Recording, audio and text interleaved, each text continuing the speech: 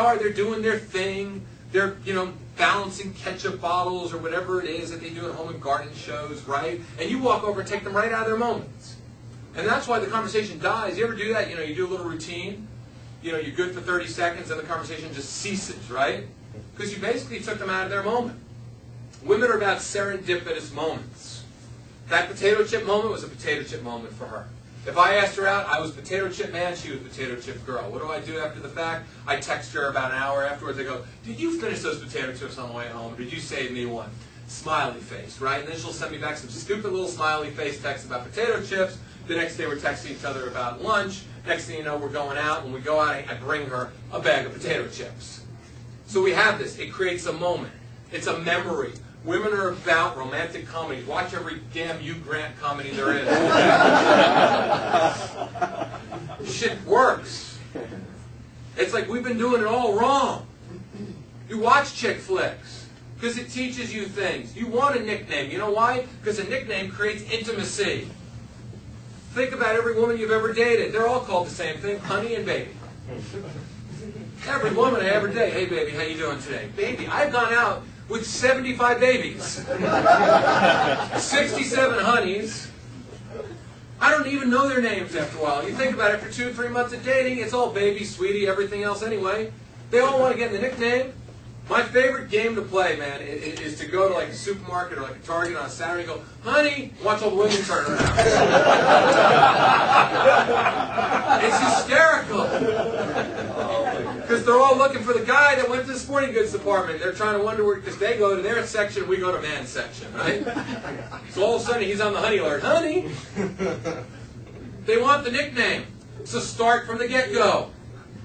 So that's why in the beginning when you start flirting, you want to gather information. That's why you've got to get inside their head. So you were at the rollerblading thing. She buckled her knees. She was well aware of it. You got naughty girl. You smile. And then you deliver that line. You deliver those words based on an observation. You kept her in her head.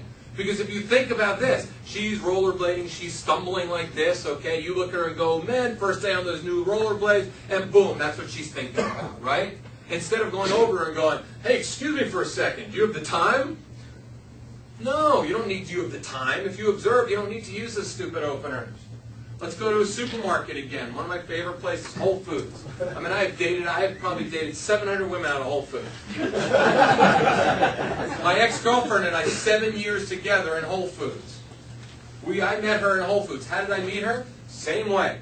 It was on a Saturday afternoon, 6 o'clock at night. I had a routine going. You can get into routines. I mean, I've got them all down, man. You can ask me anytime, any place. And I can tell you times to go, yoga studios. Man, I could give you an opener in every single place. But I can also show you how to make it your own opener. So here I am in Whole Foods. What do I do in Whole Foods? Well, I do the people walk in Whole Foods. When you walk into a room, you got to frame the room. Whenever I walk in, because if you think about it, you count to 2 seconds. 1, 2. And you look around like this. Always pretend you're looking for your buddy. Where is my buddy, man? Where is that buddy? Never have your BlackBerry in your hands. Never walk around like this in public, okay? Because then you're missing life, right? You can't do it on a gum wrapper either. But what you want to do is you want to walk into Whole Foods, you want to frame that room. It's making an entrance. Wherever you go, coffee shops, elevators, everywhere, frame it. Walk in, hesitate, count to 2, and pretend you're looking for something. Because then you can take people inventory. Girl in the corner. This, right? Your mind works that way, right? Girl down there. Okay, then when you walk in Whole Foods, you do aisle shopping. Grab your little basket. Yeah, we know what you're going for. You're going for the prepared foods, because we don't cook, right?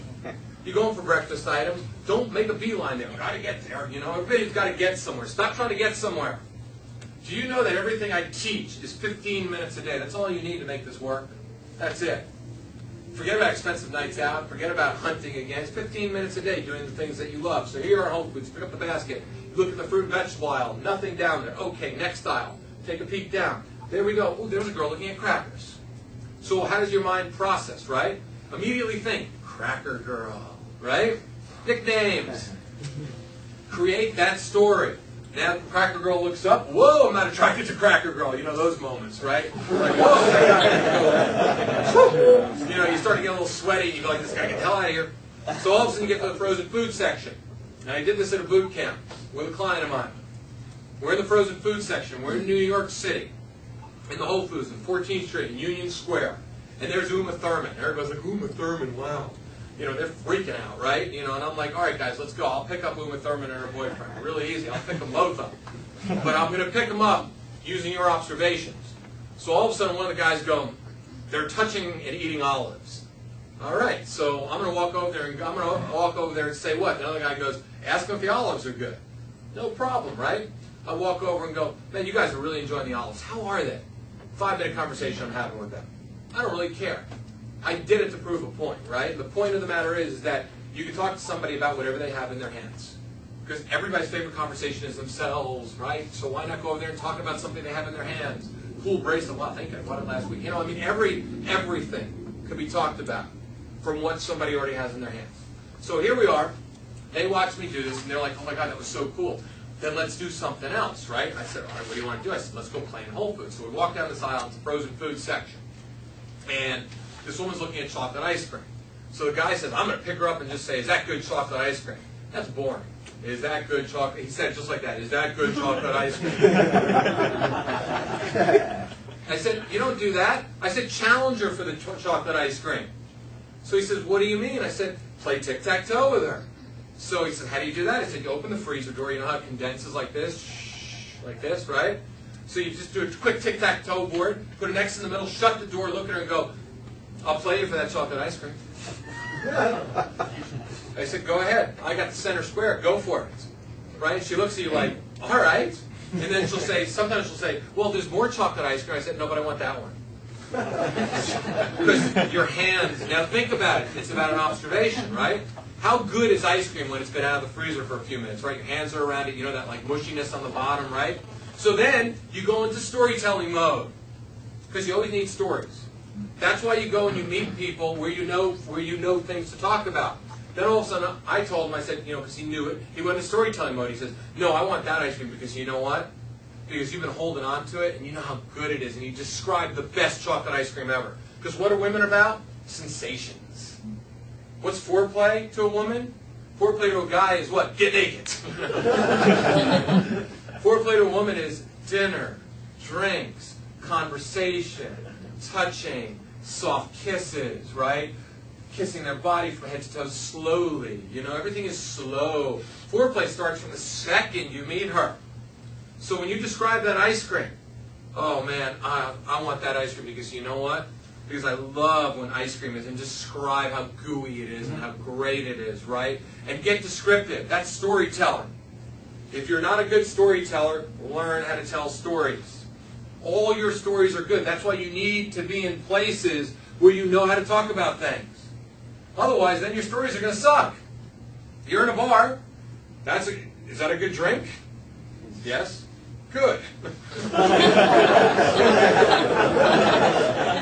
You're done.